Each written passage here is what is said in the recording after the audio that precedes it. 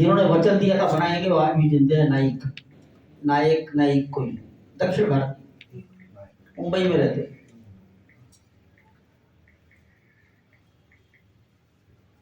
इसकी फाउंडेशन के लिए सॉइल टेस्टिंग शुरू हुई।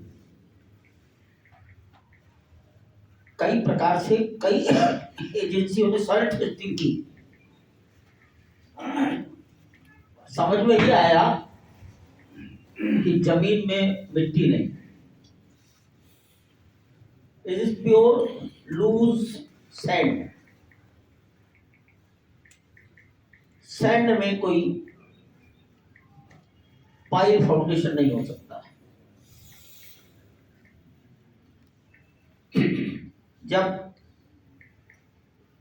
सैंड कंफर्म हो गया तब सवाल था अकेले लार्सन टोब्रो पर सब मत छोड़ो। तो IIT Delhi, IIT Guwahati, NIT Surat, IIT Chennai,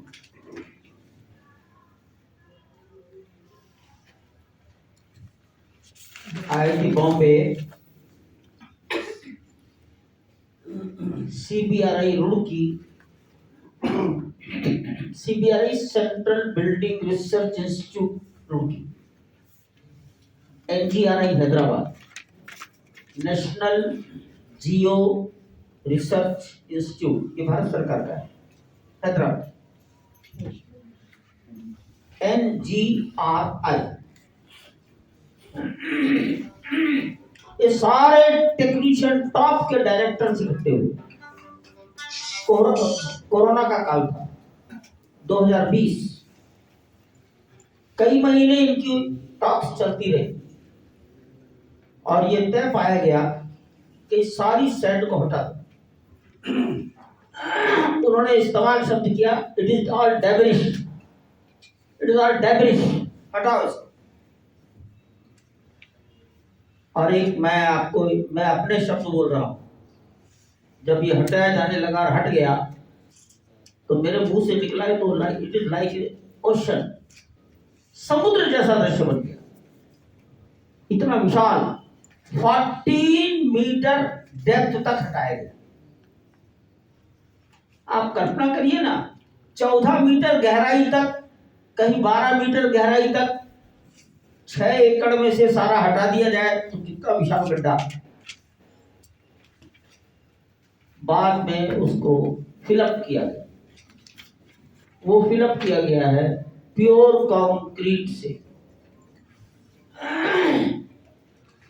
परंतु ये कंक्रीट वैसा नहीं है जैसा हम अपना मकान बनाने के लिए इस्तेमाल करते हैं। इस कंक्रीट में सीमेंट की मात्रा मात्र 2.5%। ऐसा है ना, 60 किलो 1 क्यूबिक मीटर में।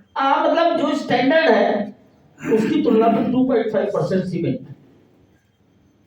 कोर सैंड, उत्तर भारत में मोरंग बोलते, कहीं कहीं बदरपुर बोलते। कोर सैंड 0, उसको रिप्लेस किया गया स्टोन डस्ट, उसको रिप्लेस किया गया fly ash, thermal power station की राख और स्टोन डस्ट से, और उसमें केमिकल बाइंडिंग फोर्स बढ़ाया गया, पानी को रिड्यूस किया गया, पानी कम है,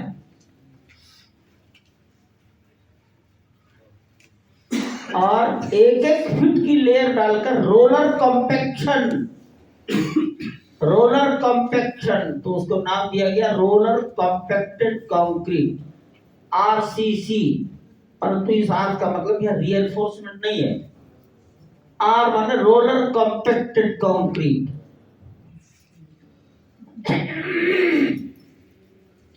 एक के ऊपर एक के ऊपर एक के ऊपर एक 56 लेयर डाली गई, 14 मीटर्स।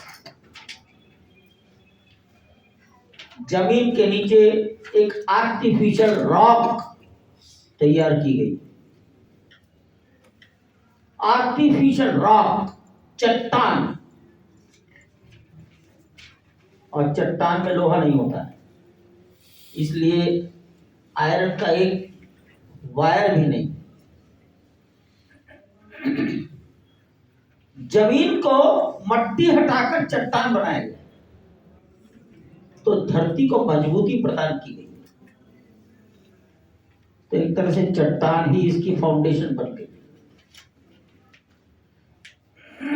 मैंने अभी कहा कि कंक्रीट इसमें नहीं है, तो कंक्रीट जमीन के ऊपर नहीं। कंक्रीट की भी एक अपनी आयु है। अगर लोहा पड़ गया तो आयु 100 साल, अगर प्लेन कंक्रीट है तो लोहा आयु 150 साल। कंक्रीट अनंत आयु का नहीं है।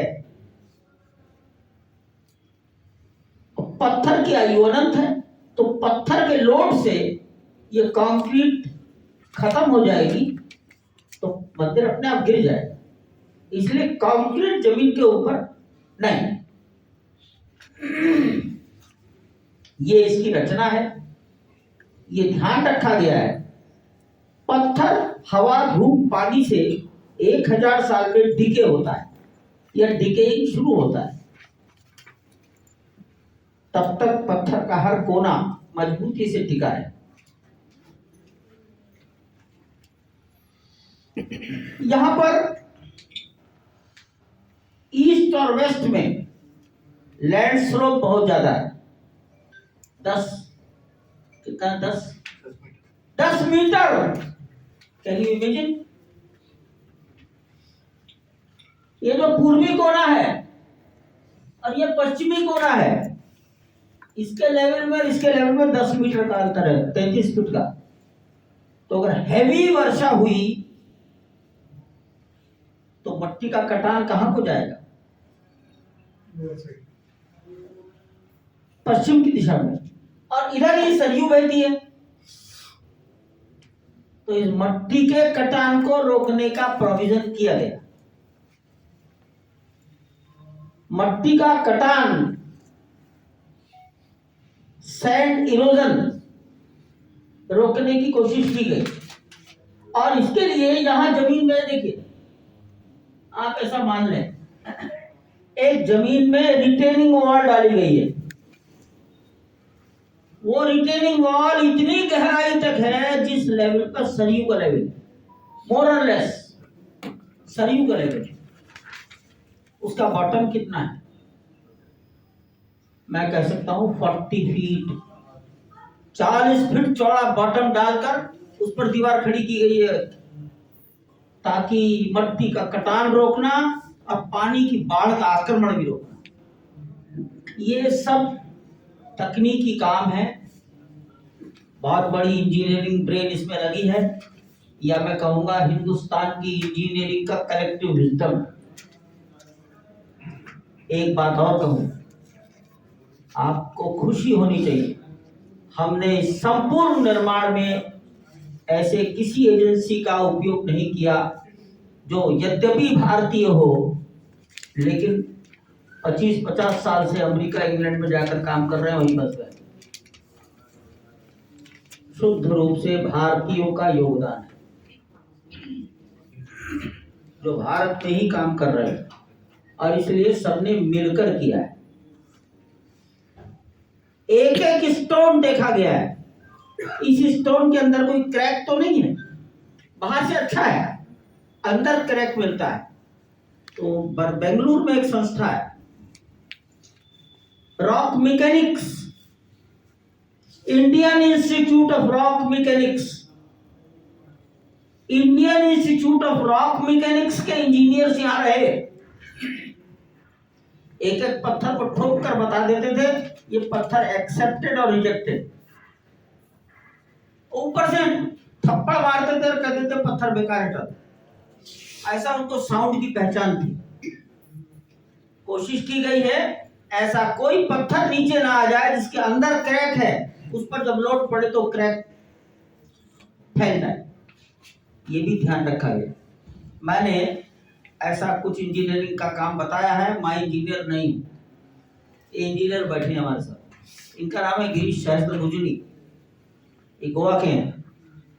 और बॉम्बे आईआईटी से एमटेक हैं सिविल इंजीनियरिंग में स्ट्रक्चर 1970 के दशक के। यहाँ 4 इंजीनियर हैं, सब वॉलंटरली वर्क कर रहे हैं, वर्किंग वॉलंटरली। एक जगदीश आपले, वो भी एमटेक मुंबई आईआईटी के, वो भी 70 के दशक के हैं, वो इलेक्ट्रिकल के हैं, वॉलंटरली वर्किंग कर रहे हैं। ऐसे 4-5 इंजीनियर हैं। एल&टी, टाटा, हर सोमवार को ये सब इकट्ठे बैठते हैं छोटे छोटे बिंदुओं पर। शनिवार को ऑनलाइन मीटिंग होती है। नृपेंद्र मिश्रा जी हर 15 दिन में आते हैं